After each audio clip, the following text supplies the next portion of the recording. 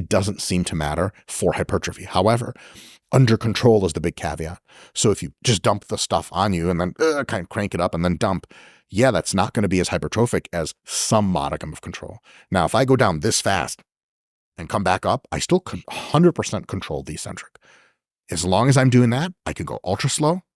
I can go a little bit more quickly, and anything in between. At least tentatively for now, we can say one thing almost for sure. It doesn't make a huge difference. Presumably when it comes to like practically functionally doing this in the gym, focusing on a little bit more of a tempo, let's say maybe a 2 count or a 3 count down, ensures that control is something, because the difference between half a second down and 1 second down in terms of control, everyone's thought that they're doing a 3 count tempo, but it's actually been like a 1-ish. Yes. And a lot of it is still like, wump. But that, if you actually hit a 2 to 3 count, to me, that seems like, all right, I can't escape this. Yeah. I can't escape the degree of control that I need. Yes, that's absolutely true. And I'll layer another thing on top of it. One of my last points for what makes good technique is repetition consistency. Most of your reps should look about the same. It doesn't mean identical. There's actually a little bit of an injury preventative benefit from exposing yourself to slightly different bar positions. It makes you more resilient. If you're one machine-like thing all the time and you get out of it in real life, you could find yourself a little bit hurt. But mostly the reps should look the same.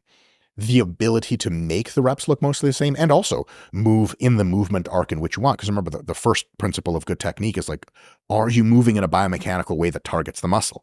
That's a lot easier to ensure if you slowly work into the eccentric, hitting the right positions. Like if I just squat down however the fuck my body tells me, I'll do a fine job. I've been squatting a long time, but maybe I'll sit back a little too far. I won't expose my quads as much. If I can take the time to go a little bit slow on the eccentric, I can actually figure out how my quads feel tension-wise while I'm doing it and regulate my exposure as I'm doing it. I'm sitting back a little too much. I'm like, nope, nope, nope. I sit forward and my quads get fucked up. I can feel the tension right away. Only because I'm controlling that eccentric a little bit longer am I able to get that feedback right away. It's like during a football play, your coach can't tell you what to do during the play. You got to play beforehand. You fucking figure it out. The ball is fucking hiked and then shit happens. It's too fast. But if you can go a little bit slower, you can auto-regulate your technique and do a better job during the exercise. During that exercise. And small bonus is your injury probability, at least nominally on theoretical grounds, will reduce. And I'll take anything that reduces my injury probability by some amount and doesn't reduce the mechanisms of hypertrophy at all. So some people say tempo doesn't matter.